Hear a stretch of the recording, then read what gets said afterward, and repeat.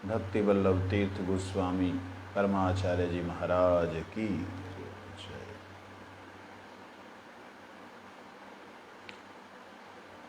कल क्या बात हुई थी, क्या आप बोल रहे थे बोलने के लिए?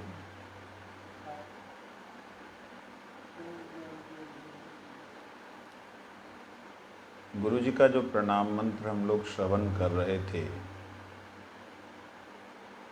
जो कि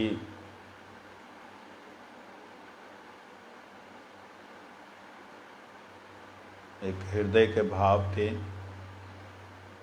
जो गुरुदेव के जीवन में अनंत गुणों में से जो गुणों को सामने समझ पाए,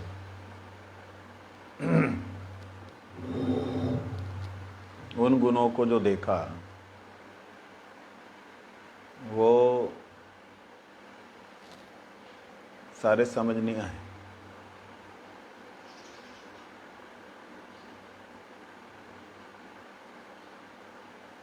उतरे ही नहीं दिमाग में। और जो थोड़े बहुत समझ आए, जहाँ उतरे, उनके लिए शब्द ही ना मिले। मैं आपको मजाक नहीं कर रहा हूँ। आप लोग सोचते होंगे कि भाई अपने गुरु जी की महिमा बोल रहा हूँ। ना बाबा, प्रैक्टिकल बात है और सत्य बात है। शब्द ही ना मिले। अच्छा, जो शब्द मिले हैं वो भी आध्यात्मिक शब्द हैं। वो केवल मात्र बोलने से समझ नहीं आते।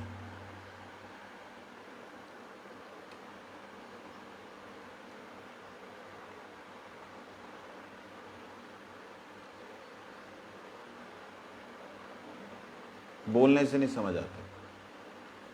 इस चीज़ को मैंने बड़ा ही विशेष रूप से अनुभव किया है, इसलिए बोल रहा हूँ। जैसे हमने शुरुआत क्या की थी, गुरु प्रेष्ठाय भूतले, जो इस जगत में भगवान के चरणारविंद, भगवान विष्णु के चरण कमल। क्यों विष्णु कहा, कृष्ण क्यों नहीं कहा? नमोम विष्णुपादाय बोला। क्यों विष्णुपाद का, क्यों कृष्ण जी नहीं बोला? तो राधा रानी की परिकरी हैं तो विष्णुपाद क्यों बोला? राधा चरण बोल सकते थे, नमोम राधा चरणाय।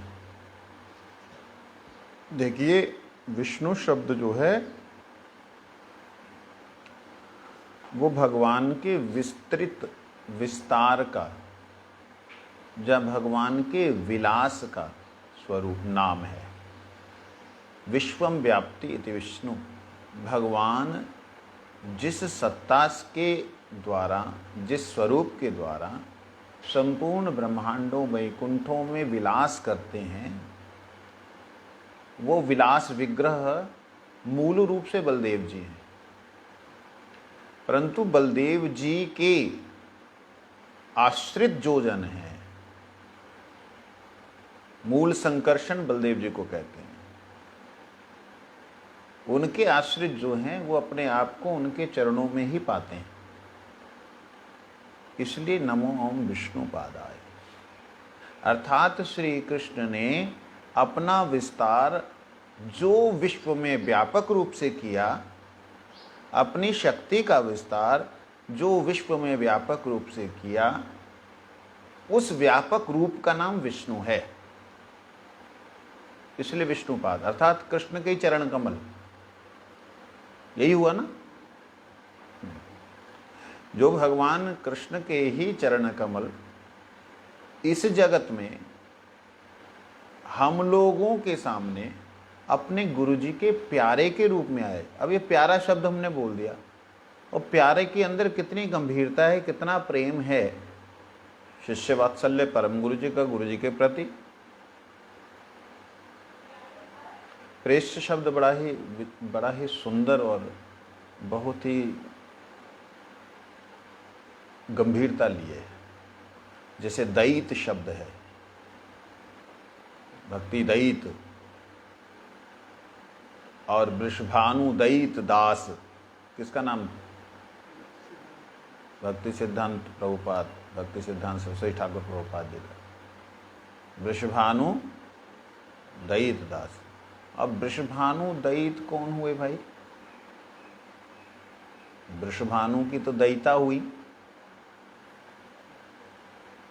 वृषभानु दैत क्यों कहा? कहते वृषभानु नंदिनी जो हैं उनकी दैत जो है, उनकी दासी हैं प्रभुपाद। वृषभानु दैत दास, वृषभानु नंदिनी की दासी जो हैं ललिता इत्यादि सखियां, उनकी दासी। वार्षभानु, इधर आओ ना। वार्षभानवी है, वृषभानु नहीं, वार्षभानवी। वृषभानु की जो लली है उसे वार्षभानवी कहते हैं। वृषभानु की लली को वार्षभानवी कहते हैं। द्रुपद की पुत्री को द्रौपदी कहते हैं। ऐसे तो उनकी दैत, उनके दैत तो कृष्ण हैं।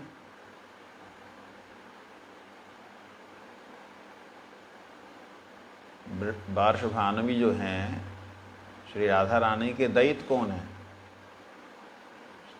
कृष्ण। अत्यंत प्रिय। लेकिन उनकी दैत और जो दैता हैं, जो उनकी निज जन हैं, निज सखियां हैं, उनकी दास श्री वृषभानु वार्षभानवी दैत दास। अब कृष्णदास भी कह सकते हैं कि जो राधा रानी वाले कृष्ण हैं, राधा रानी के साथ जो कृष्ण हैं उनके दास, ऐसा भी कह सकते हैं। अर्थ में मूल रूप से तो यही है ना, राधा रानी के जो प्रिय हैं उन कृष्ण के दास, डायरेक्ट कृष्ण नहीं, राधा रानी के प्रिय जो कृष्ण हैं उनके दास। तो इसलिए जैसे वृषभानु दैत, वार्षभानु दैत दास बोलते हैं, श्रील प्रभुपाद जी के लिए ऐसे ही गुरु जी को बोलते हैं अपने गुरुदेव के पृष्ठ, परम प्रिय जो इष्ट हैं, जिनकी इच्छा रखी जाए ऐसे प्रिय, जिनकी अभिलाषा की जाए ऐसे प्रिय।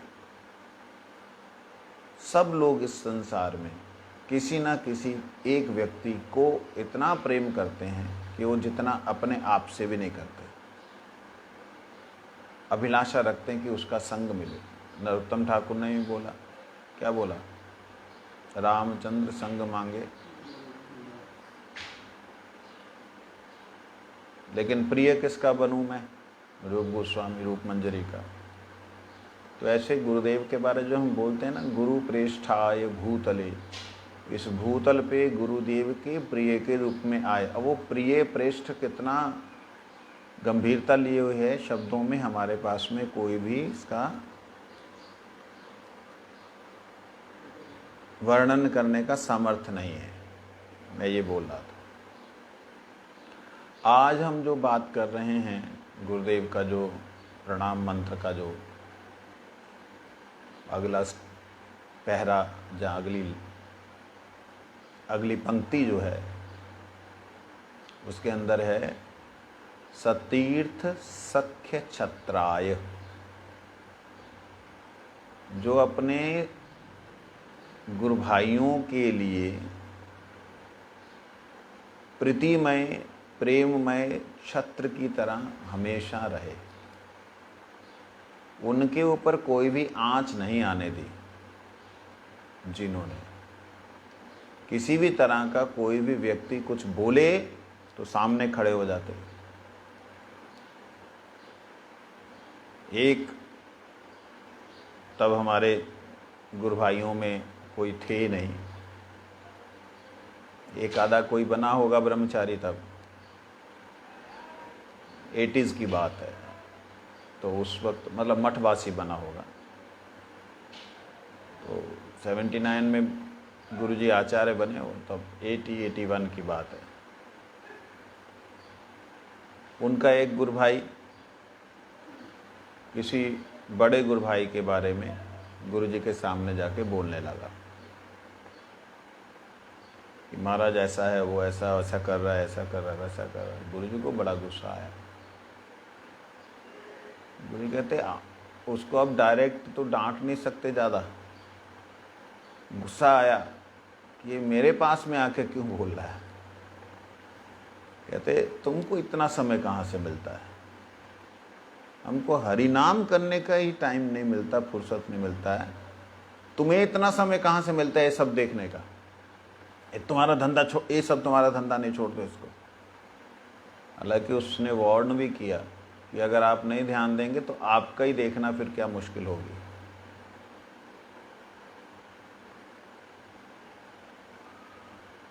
वो जो बोल रहा था, उनका गुरु भाई मुझे मिले थे, अब तो ख़त्म हो गया शरीर, नाम नहीं बोलूँगा उनका मैं, आसाम से ही थे। तो वो वार्न कर रहे थे कि आप ध्यान नहीं दे रहे हैं, आपके पीछे पीछे ये षड्यंत्र रचे जा रहे हैं। नए नए आचार्य हुए थे ना, ऐसे षड्यंत्र रचे जा रहे हैं। क्यों? बहुत सारे योग्य थे गुरु जी के, कई बहुत सारे गुरु भाई योग्य थे जो कि एक एक क्षेत्र को विजय करने वाले, जैसे प्रभुपाद भक्ति सिद्धांत सरस्वती ठाकुर जी के शिष्यगण सभी लगभग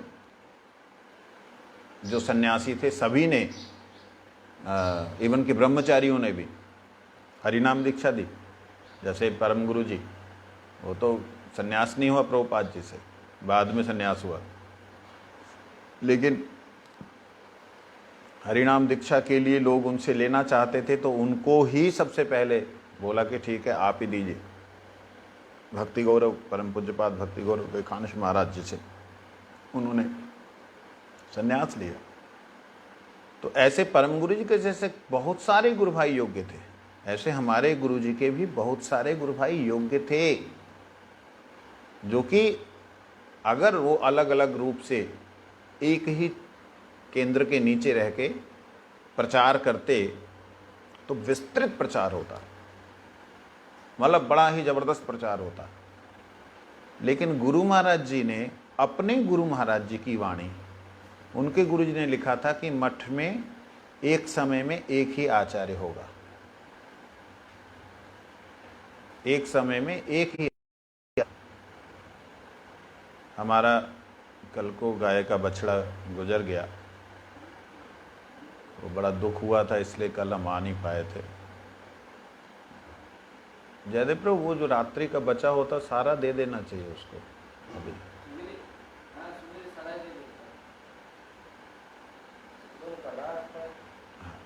तो क्या बोल रहा था? भक्ति ललित गिरी महाराज भी वही थे, भक्ति ललित गिरी महाराज भी, दो ललित, भक्ति प्रसाद पुरी महाराज, आप लोगों को तो वही लेके आए। पंजाब में तो जगाया तो पुरपुरी महाराज जी ने जगाया, ठीक है, और सर्वस्व निष्किंचन महाराज, नहीं, ये लोगों ने परम गुरु से संन्यास लिया था, इन सबका संन्यास परम गुरुदेव से हुआ था। अब आते हैं परम पूज्यपाद भक्ति नीलय मंगल महाराज, जिनका संन्यास भक्ति परम पूज्यपाद भक्ति प्रमोद पुरी गोसाई महाराज से हुआ। तो ये लोग इस सारे के सारे, इनके अलावा आचरणवान तो और भी थे, मगर ये लोग दीक्षा भी दे सकते थे, हरिनाम भी दे सकते थे, सारे के सारे महान आचार्य थे। मतलब इनके प्रवचन मैंने सुने हैं, इनका आचरण देखा है। तो इतने सब लोग महान आचार्यगण, अब बीच में कोई ना कोई तो ऐसा होता ही है कि भाई कुछ ऐसा सिस्टम हो कि सभी लोग दीक्षा वगैरह दे सकें। तो ये खुसफुस चल रही थी उस समय। इनमें इनके संग में परम पूज्यपाद आरण्य महाराज जी, परम पूज्यपाद क्या नाम आपका सागर महाराज जी, ये सब लोग भी थे जो लोग बोल रहे थे हाँ नहीं होना चाहिए ऐसा, ऐसा होगा तो फलाने ही मिशन में जैसा हुआ देखो, वो एक दूसरे के शिष्यों को नहीं देख सकते, मठों में लड़ाई हो जाएगी, तो ऐसे ऐसे चल रहा था। तो गुरु महाराज जी के पास वो गुरु भाई बेचारा इस भाव से आया कि भाई आप महाराज जी देख लो। गुरु कहते तुम इस सब मतलब सब गुरु भाइयों के बीच में ये सब देख रहे हो। अच्छा, वो तो डांट दिया गुरु जी ने। अब हमारे गुरु भाई आए, मैं नए नए जो गुरु भाई थे उस समय में, उनका नाम नहीं ले रहा हूँ, आज भी उनके मन में उन गुरु वर्गों के प्रति थोड़ी कड़वाहट है, हमारी नहीं है, मेरे अपने अंदर नहीं है, कड़वाहट है, क्योंकि वो नए नए आए थे, बिल्कुल शुरुआत में पहले पहले ब्रह्मचारी बने थे। उन्होंने अब वो जो थे उन्होंने इनको इंजेक्शन दिए, देख लो आने वाले समय में तुम लोगों का हालत खराब होगा। क्यों ऐसा होगा आप बोल रहे हैं? ये जो जितना हमारा गुरु भाई लोग हैं, बड़े बड़े लोग ऐसा सोच रहे हैं। तो थोड़ा सा उन लोगों के अंदर, क्योंकि सिद्ध पुरुष तो है नहीं, उन्होंने भी बड़े प्रेम से जाके गुरु जी को बोला। वो तो अपनी हरि कथा में भी इस बात को बोलते हैं कि मैंने गुरु जी से जाके बोला। गुरु जी ने उन्हें बड़ी सुंदर बातें बोली। एक उनमें से बात थी कि हाथियों के बीच में, ये हाथियों के बीच में मेढक को नहीं आना चाहिए लड़ाई। हाथी जब खेल रहे हो, जब बात कर रहे हो, तो मेढक को बीच में नहीं फुदकना चाहिए। ये बात गुरुजी ने 2-3 लोगों को बोली, हमारे जिनका नाम लेने में मेरे को कोई दिक्कत नहीं, हमारे पूज्यपाद विष्णु महाराज जी, हमें और शिला पद्मनाभ महाराज जी, इन सब को गुरुजी ने ये बात बोली कि आप लोग जो है ये हाथी का लड़ाई के बीच में नहीं आना। वो लोग जो खेलता भी है तुम्हारा समझ में नहीं आएगा, मेढक का पिचक जाएगा। हमारी समझ में आ गया था, लेकिन एक हमारे में से गुरुजी के पास गए जब कि महाराज ऐसे ऐसे हो रहा है, आप ध्यान दीजिए। गुरु कहते हैं हमारा गुरुजी जो कर रहा है अच्छा कर रहा है। गुरुजी बैठा है, गुरुजी विराजमान है, वो जो कर रहे हैं वो ठीक कर रहे हैं, इसमें मेरा मंगल है। अपने गुरु भाई के ऊपर ऐसे छत्र की तरह गुरुजी रहे कि कोई भी लांछन अगर कोई लगाता है, एक ने तो किसी गुरु वर्ग की, उनमें से नहीं, वो जो मैंने पहले नाम बोले, किसी गुरु वर्ग की जो गंदी आदतें थी वो गुरुजी के आगे बोली। आप मतलब हमारे पहले गुरु भाइयों में से वो थे, वो सुन करके गुरुजी को इतना गुस्सा आया। फिर कहते तुम कौन होता है उसको देखने वाला? हमारा गुरुजी देखेगा, हम मतलब हमारा गुरुजी देखा था, अपने आप को नहीं बोला हम देखेंगे, हमारा गुरुजी देखेगा, तुम अपना देखो। ये बात तो मेरे को भी एक बार बोली थी, तुम अपना देखो। उसको डांट के गुरुजी ने बोला, बहुत झाड़ा, तुम उसका भीतर देखता है, उससे बहुत ज्यादा हम गंदा है, हम उससे बहुत ज्यादा गंदा है। गुरु ने हरि कथा में कई बार इस बात को बोला, हम उससे भी ज्यादा गंदा है। बोल, हमको बोलो, बोलो क्या बोला, हमको बोलो, हमारा गुरु भाई को नहीं बोलना। बोला ना, कई बार कथा में गुरु ने बोला। मतलब ये जो शब्द है ना, सतीर्थ छत्र सख्य छत्राय, सतीर्थ के प्रति ऐसा सख्य भाव, ऐसा प्रेम भाव।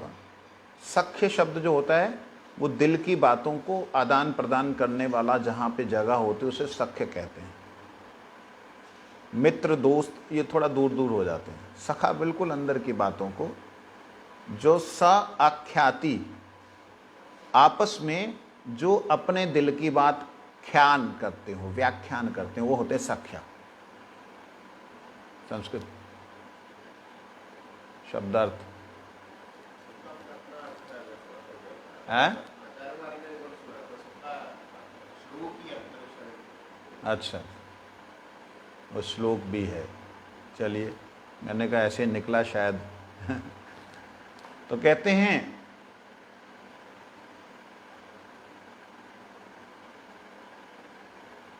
सखा वो, सखी वो जो बिल्कुल हृदय की बात करते हो, ऐसे अपने हृदय के पास में रखने वाले, अपने गुरु भाइयों को अपने हृदय के बिल्कुल पास में रखने वाले, उनके हृदय, वो कैसे उनके बारे में कोई बोल जाए और सुन ले, वो इसके लिए उनके लिए वो छत्र आए, जो कुछ है मुझे बोलो, मेरे गुरु भाई को कोई नहीं कुछ बोलेगा, तुम्हारा अधिकार कुछ नहीं है बोलने का। एक बार मैंने दिल्ली मठ में,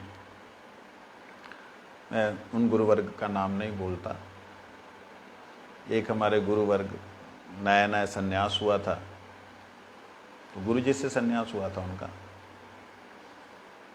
तो हम लोग ना, तब उनका संन्यास नहीं हुआ था, ठीक। हम गोकुल महावन से, पहले मैं दिल्ली रहता था, 90 से लेकर के 92 तक दिल्ली में था। तो मैंने अपनी ना एक रिजाई भटिंडा से मिलती थी, सब ब्रह्मचारियों को, सन्यासियों को, जो भी आते थे, ये लोग वहाँ से रिजाई देते थे, बढ़िया रिजाई भिजवा के उसको, सब अपनी अपनी रिजाई लेके जाते। तो मैंने भी अपनी रिजाई एक लंबी चौड़ी सी, बड़ी लंबी देते थे, तो रिजाई ले करके मैंने उसको गुट मुट करके रखा हुआ था दिल्ली में। अब गोकुल महावन में ट्रांसफ़र हो गई मेरी, वहाँ सेवा के लिए, वहाँ से वापस आया, आ करके मैंने वो रिजाई उतारी, रखी हुई थी, उतार करके मैंने ओढ़ ली। तब पुराना मठ था, नया वाला जगह भी नहीं ली थी, कल्पना भी नहीं थी जगह की। एक कमरा गुरु जी का, एक कमरे में हमारा सामान, और हम छत पे सोते थे। उत्सव था, दूसरे मंदिर में प्रोग्राम रखते थे, बगल वाला मंदिर था हरि मंदिर, और मैंने रिजाई ले ली और उन्होंने देख लिया कि इसने रिजाई ली है। बड़ी जोर से डांटा उन्होंने, ये रिजाई नहीं लेना, वो टेंट हाउस का जो आया वो लो। मैं कहा टेंट हाउस का मैं लूंगा, मेरी रिजाई है ये, बट मैंने कहा भाई देखो, ये रिजाई मैं रख के गया था, आप ऐसा क्यों बोल रहे हो? मैंने, मतलब आवाज़ में मेरे जोर था, अभी तो मैं ऐसा नहीं बोल रहा हूँ। मैं कहा मैं रख के गया था, आप ऐसा क्यों बोल रहे हो? इसीलिए आपके पास कोई आदमी नहीं टिकता,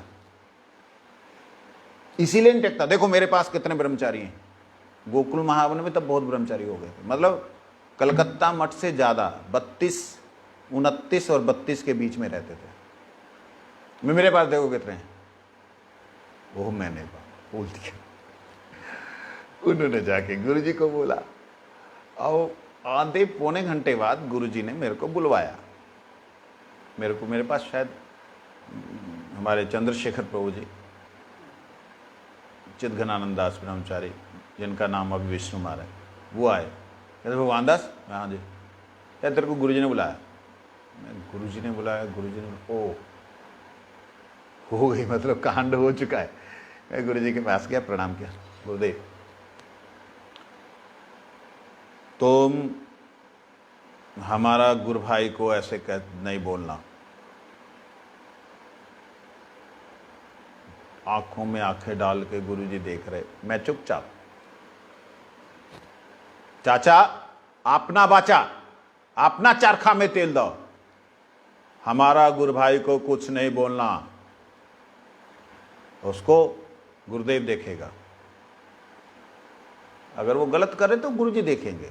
मतलब गलत तो नहीं था वो, उन्होंने ये सोचा होगा कि ये रिजाई जो है मठ की है, तो चलो जो कोई गुरु वर्ग आएंगे उनको दे देंगे, उनके मन में यही विचारों के मन में रहा। तो लेकिन मैंने गुरुजी को कुछ नहीं बोला कि गुरुजी वो टेंट हाउस की रिजाई मेरे को बोल रहे थे लेने के लिए, इसलिए मैंने बोला ब्ला ब्ला, मैंने कुछ नहीं बोला, मैंने कुछ। तब गुरु ने बड़ी प्यारी बात बोली, देखा कि वही स्वीकार कर लिया।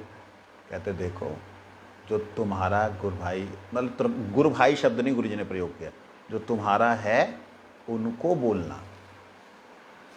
अब तुम्हारा है उनको बोलना का मतलब तुम्हारे जो गुरु भाई लोग हैं, क्योंकि मैं अब गोकुल महावन में मेरे को लगभग होल सोल जो सेवा का दायित्व था मेरे ऊपर था, क्योंकि साधु महाराज जी दुख के कारण जो है वहाँ से आ गए थे, तो सारा दायित्व मेरे ऊपर था। तो उनको देखने का मतलब कि जो गुरु भाई लोग हैं अगर कुछ वो इस प्रकार से करते तो उनको तुम बोलना, हमारा गुरु भाई को नहीं बोलना। मतलब आप हैरान होंगे प्रभु जी, ऐसे ऐसे गुरु जी के गुरु भाई थे जो महान महान थे, और ऐसे ऐसे भी थे जो हमारे जैसे चिल्लर पार्टी।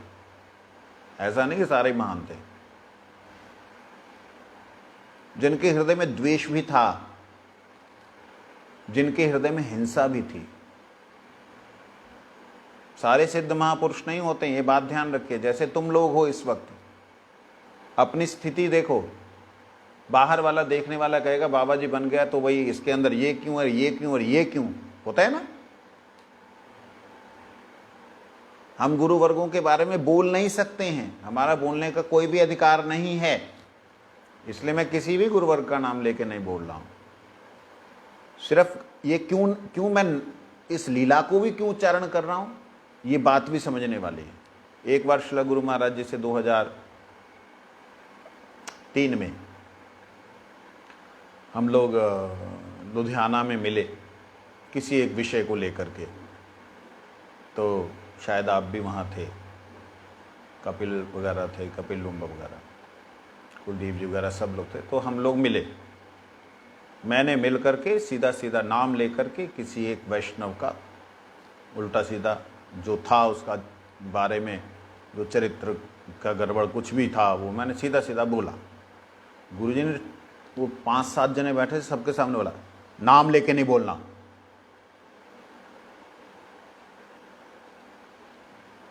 तो मैंने कहा फिर महाराज जी कैसे होगा? कहते तुम्हारा जो दिक्कत है उस दिक्कत जो है, जो तुम्हारी तकलीफ है कोई भी विषय की, वो दिक्कत को लिख करके दो, उसमें नाम उल्लेख नहीं करना। आप हैरान होंगे बात को सोच करके कि नाम ना लिखेंगे तो आपको लिख के देने का क्या मतलब है? बात समझ रहे हैं? इसका ये कि उस नाम का नाद खराब हो जाए, नाम को लोग सुन करके किसी व्यक्ति विशेष के प्रति अनादर ना करने लग जाएं। कुछ पता नहीं है। बठिंडा में 2004 में गुरुजी ने कार्तिक मास में बोला, अजामिल पहले सदाचारी था, 12 गुण संपन्न ब्राह्मण था। एक दुष्चरित्र को, एक दुष्क्रिया को देख करके, वैश्या शराब पी करके और आदमी शराब पी करके किसी को कर्म में मस्त थे, उनकी उस आंखों को गुरुजी आंखें भी ऐसे ऐसे करके बताते थे कि उनका ऐसे ऐसे घूरता हुआ आंख को देख करके उसका बुद्धि खराब हो गया, और वो उसका बारे में सोचने लगा, चिंता करते करते करते करते कोई उसका हृदय में घुस गया। अब उसका सुंदर स्त्री भी उसको अच्छा नहीं लगता है, वहीं जाएगा। तो वो उसका ध्यान करते करते वहां चला गया। क्या हुआ?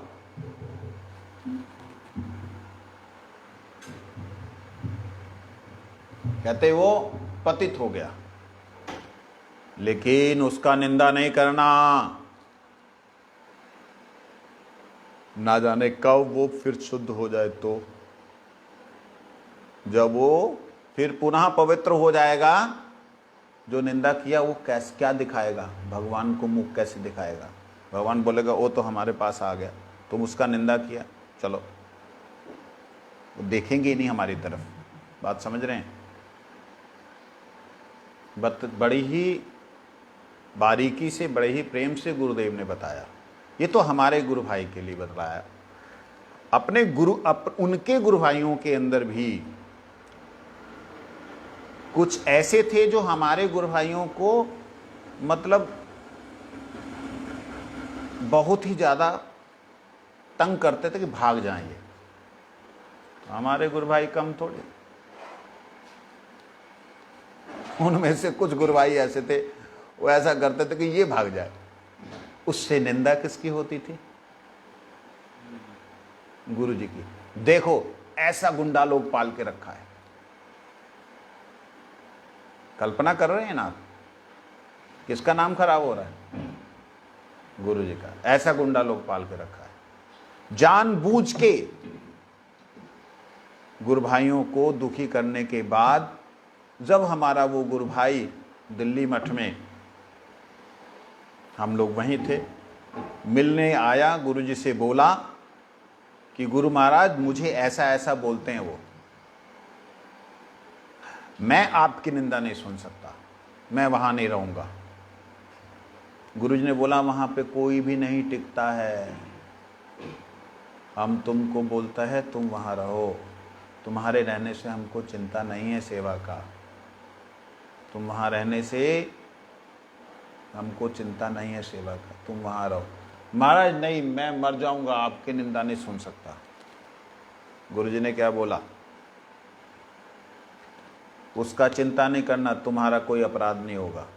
गुरु जी ने गारंटी ली कि तुम्हारा कोई अपराध नहीं होगा, तुम वहां रहो। समझे नहीं? उसी मठ में रहो। उसने माना नहीं गुरु जी की बात को।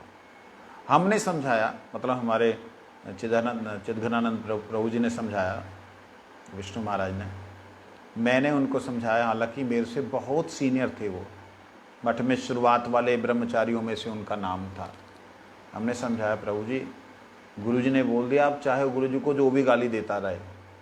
हम लोग तो फिर उनको सम्मान से आपस में नहीं बोल पाए कि जो भी गाली देता रहे आप चिंता नहीं करो, गुरु जी ने बोल दिया, आपका कोई अहित नहीं होगा। कहते ऐसे कैसे सोचो, आप जानते हैं ऐसे ऐसा बोला, ऐसा ऐसा बोला। मतलब मैंने उनको बोला, मैंने कहा प्रभु जी वो कुछ भी बोल लें, अगर मेरा व्यवहार अच्छा होगा तो वह मेरे गुरुदेव की प्रशंसा ही करेंगे। अच्छा ये चीज हमें नहीं मालूम थी कि इनका व्यवहार बहुत टेढ़ा था, वो कुछ बोलते थे चार बोलते थे। अगर ये उन्हीं के साथ में एक अच्छा व्यवहार पेश करते तो शायद अलग होता है। हमारे गुरु भाई मुनि महाराज श्री प्राणनाथ प्रभु,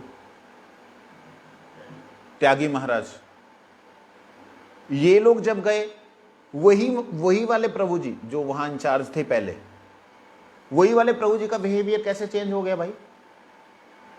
अच्छा जिसने वो निंदा की थी, जिसने गुरु जी की बात को नहीं माना, नहीं मान के जगन्नाथपुरी मठ में चला गया। जगन्नाथपुरी मठ में चले गए तो गुरु जी को मालूम पड़ा कि वहां कोई सेवक नहीं है।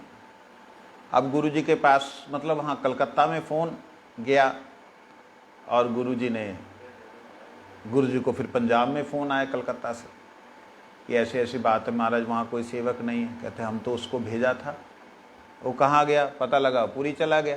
गुरु जी को बहुत दुख हुआ। फिर गुरु जी ने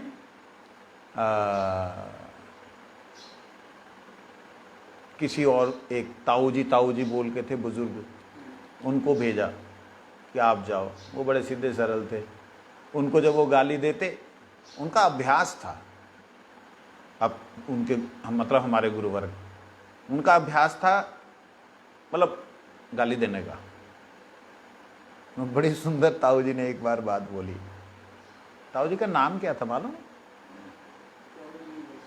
ताऊ जी। गुरु जी भी ताऊ जी बोलने लग गए थे। गुरु जी भी ताऊ जी बोलने लग गए थे, उनको नाम पता ही नहीं उनका। तो मैंने तो क्या हुआ, वो एक दिन बोल रहे, ए पहाड़ी। अच्छा उनको पहाड़ी नाम से बड़ी चिढ़ होती थी ताऊ जी को। पहाड़ी, कमार, बनाना नहीं आता है। वो रसोई में बेचारों ने कही नमक ज़्यादा हो गया या कम हो गया होगा। अच्छा उनको खाने का बड़ा शौक था। वो जो परम वो गुरुवर्ग थे, उन्हें खाने का बड़ा शौक, चटर मटर खाएंगे।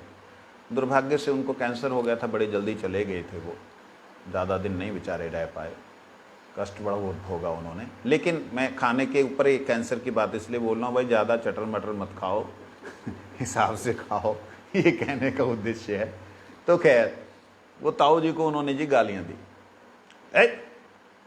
बनाना नहीं आता है, गंवार पहाड़ी। तो उनको बड़ा गुस्सा आया ताऊ जी को, मतलब इतना गुस्सा आया कि आप सोचिए गुस्से में उन्होंने क्या बोला होगा। बड़ी सुंदर बात, समझने वाली। कहते बोलो बोलो, जितना बोलना बोल लो, गर्म पानी से कभी घर नहीं जलते।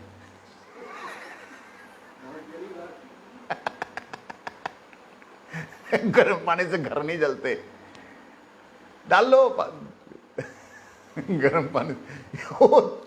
वो गाली देते देते हंसने लग गए, कहते तेरे को मैं कैसे गुस्सा दिलाऊं। तो वो बोले मेरे को गुस्सा दिला के आपको मिलेगा क्या, ताकत तो है नहीं मेरे में। वो भी बुढ़े वो तो खैर ज़्यादा बुजुर्ग नहीं थे, खैर जो हो। उसके बाद हम लोग गोकुल महावन चले गए, तो प्राणनाथ प्रभु ने वहाँ रहने की इच्छा नहीं की, तो उनको वहाँ भेजा गया कि आप वहाँ जाइए रहिए। तो वहाँ पे वो रहे, बहुत विशेष सेवा करने लगे। धीरे धीरे धीरे धीरे हमारे वो गुरु वर्ग जो हैं उनका बिहेवियर चेंज हुआ, और फिर मुनि महाराज जी वहाँ चले गए। उससे उनका और बिहेवियर में ये आया कि नहीं, लड़के पढ़े लिखे हैं, अच्छे बच्चे हैं, सारे नालायक नहीं हैं। और आखिर में उन्होंने ये बात कही कि मैंने महाराज जी के चरणों में बहुत अपराध किए। गुरु जी जब वहाँ गए तो उन्होंने बोला महाराज मेरे सब अपराध क्षमा करना। और जैसे उन्होंने माफ़ी मांगी है, मेरा ख्याल उसके कुछ ही महीनों बाद वो चले गए। उन्होंने ये बात हमारे गुरु भाइयों से कही कि मैंने बड़ी बार जो है बदतमीजी की, मेरे हृदय में जो था उसके कारण, लेकिन आपके गुरुदेव ने कभी भी हमको कोई भी आँच नहीं आने दी। हालांकि मतलब गुरुजी को थोड़ा सा दुख भी हुआ था इस बात का कि हमेशा पैसे गुरुजी से लेते थे, उत्सव करना होगा तो गुरुजी से ही पैसे लेंगे। जो प्राणनाथ जी जब से गए तब से उत्सव के लिए उन्होंने कभी गुरुजी से नहीं, गुरुजी देने नहीं, महाराज जी पैसे हैं। कहते पहले तो लेते थे, अभी कहते महाराज आपकी कृपा से। तो गुरुजी को खुशी होती थी इस बात की। मतलब मैं भी गोकुल महावन में तो साधु महाराज जी बेचारे कलेक्शन नहीं करते थे, थोड़ी बहुत कलेक्शन होती थी, तो वो जो करते थे कलेक्शन वो भाग गए, और जिन्होंने वो निंदा की थी वो भी घर चले गए, जो पहले जो थे। तो कहने का मतलब अपने गुरु भाइयों के लिए गुरुजी एक ऐसे छत्र की तरह थे कि मेरे सखा हैं, मेरे सतीर्थ हैं। सतीर्थ का मतलब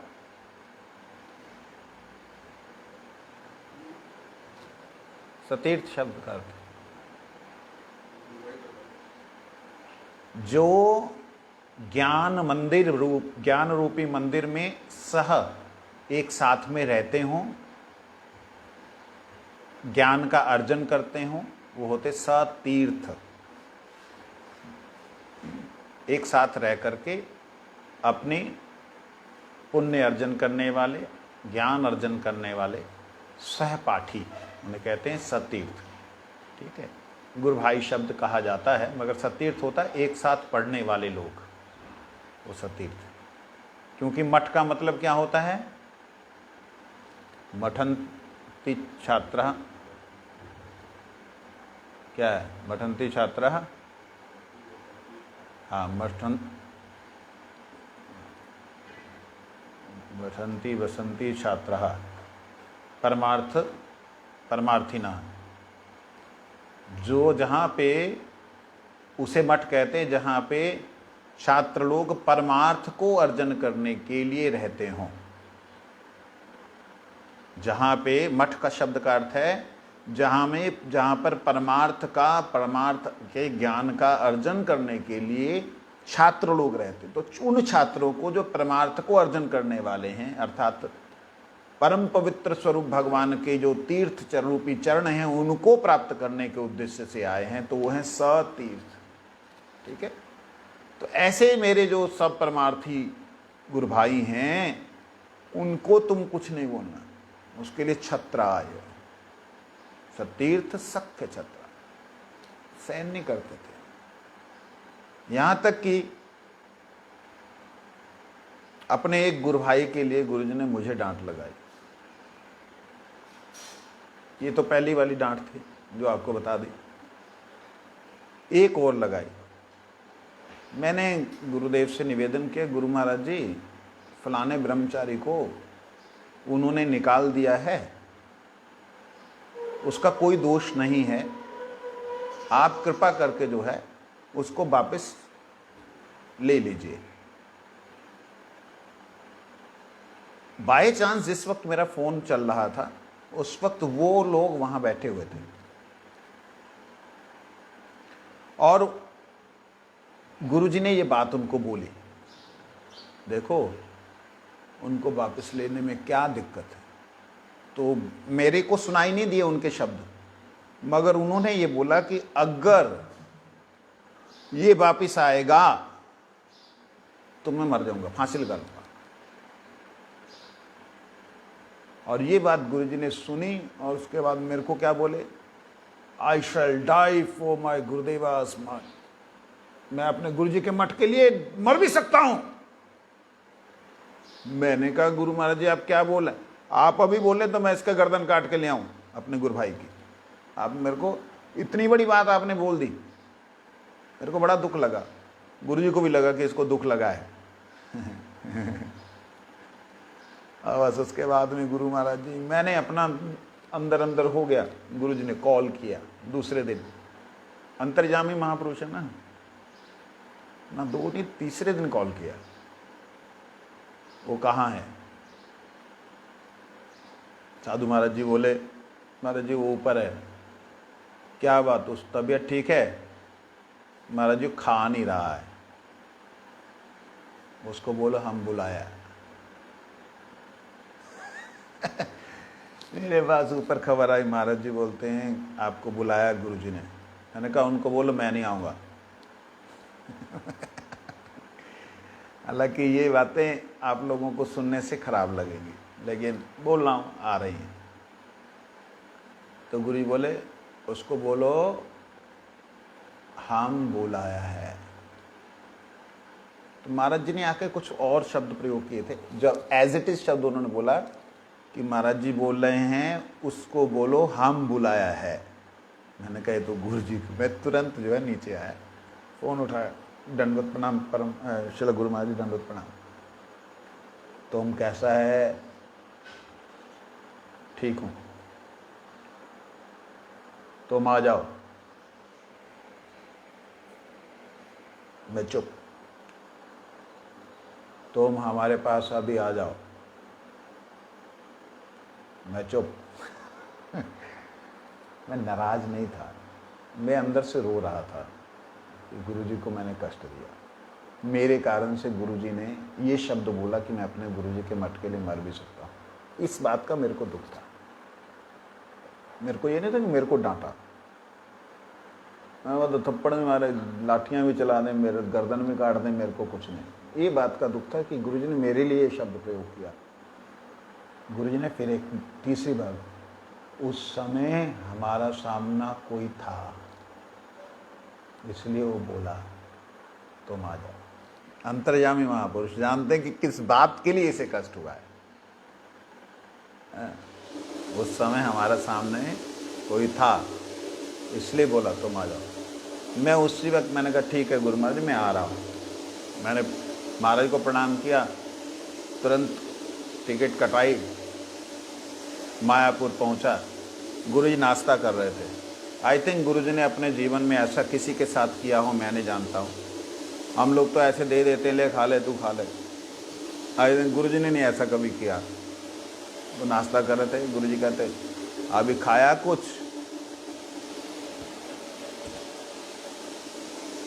तो लास्ट में जो बचा हुआ था ना उसको ऐसे ऐसे चम्मच से करके, चम्मच हेलो मैंने हाथ आ गए। उस समय हमारा सामने कोई था, इसलिए बोला। गुरुजी ने इतने दुख से एक बात कही ना, आप कल्पना नहीं कर सकते। देखो अभी तो बूढ़ा हो गया, वो कभी भी जा सकता है, तुम थोड़ा सहन कर लो। समझ रहे हैं? मतलब अपने जो वो गुरु भाई भी गुरुजी के समान उम्र के थे। उनका कहने का मतलब कि वो लोग कब चले जाएंगे कुछ पता नहीं है, तुम अपना सहन कर लो। मैं कहा गुरुदेव मेरे को तो 1% भी नहीं, मैं तो सिर्फ उस गुरु भाई के लिए बोला, मैं तो टिका ही हुआ हूँ। मैं तब बॉम्बे रहता था, बॉम्बे से गोकुल महावन आ गया था कि जाओ भाई कुछ समय के लिए मैं गोकुल में रहूँगा, गोकुल मेरा अपना घर है। तो वो मेरे मन में भाव था, इसलिए रहा था। मैं लगा 8-10, उसके बाद सीधे फिर मैं बॉम्बे गया। मैं बोली मेरे को कोई तकलीफ़ नहीं है, मैं तो सिर्फ उसके लिए बोल रहा था। तो गुरु कहते देखो उसको भेजो। तो गुरुजी ने उनको बुलाया, उनको सांत्वना दी, अपने शिष्य को सांत्वना दी। उसको कष्ट हो जाए, मेरे गुरु भाई को ना कोई तकलीफ हो। उनको गुरुजी ने बोला देखो वो तो बुजुर्ग है, ना जाने कब क्या हो चला जाए, इसलिए उनका हृदय में कष्ट नहीं होना चाहिए, तुम लोग सहन कर लो। उससे गुरु महाराज जी की उस बात से उन्होंने भी कहा ठीक है गुरुदेव, आज के बाद आपको कोई शिकायत नहीं मिलेगी इस विषय में। खैर, इस प्रकार से अपने गुरु भाइयों के ऊपर आए हुए किसी भी तरह की ये बातें, हालांकि मैं देखा जाए तो ये बातें लाइव बोलने वाली या प्रिंट मीडिया में आने वाली नहीं होने पर भी ये बातें बतलाती हैं कि किस प्रकार से गुरुदेव ने अपने गुरु भाइयों के प्रति एक सख्य भाव रखा, कैसे उनकी हर तरह से प्रोटेक्शन की, किसी के शब्दों के द्वारा, किसी के व्यवहार के द्वारा, यहाँ तक कि हमारे कुछ गुरु भाइयों के व्यवहार के कारण गुरुजी ने उनसे क्षमा याचना मांगी, अपने गुरु भाइयों से क्षमा याचना मांगी। वो बहुत ये बोलते हुए कि वो बहुत दुष्ट है, आप मुझे क्षमा कर देंगे। और वो रहा नहीं।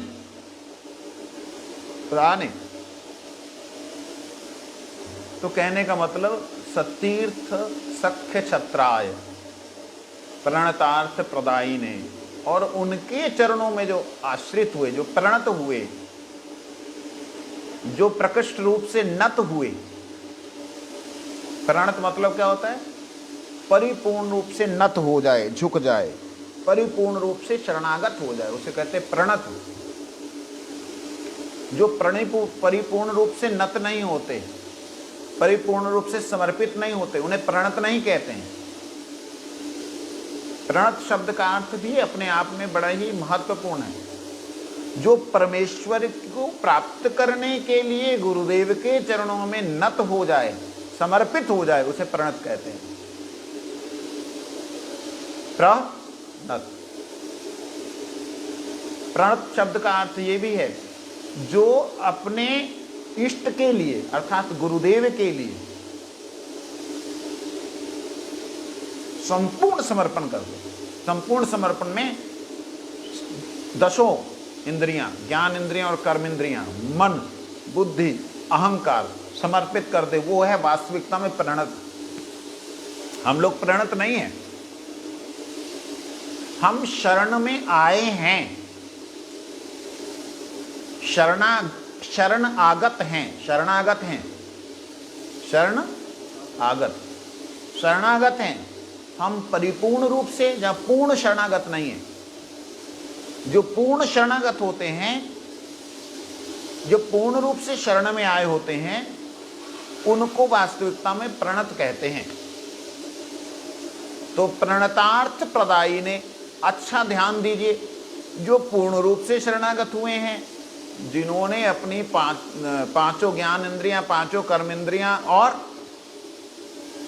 मन बुद्धि अहंकार, इनको जिन्होंने गुरुदेव की, इन 13 को जिन्होंने ये कह के समर्पित कर दिया कि ये तेरा है, इन 13 को जिन्होंने 13 बोल के समर्पित कर दिया, गुरुदेव ये तुम्हारा है, उनकी इच्छा क्या हो सकती है? इस बात को हम कल श्रवण करेंगे। वांछा कल्पतरुश्च कृपा सिंधुभ्यो पतितानां पावनेभ्यो वैष्णव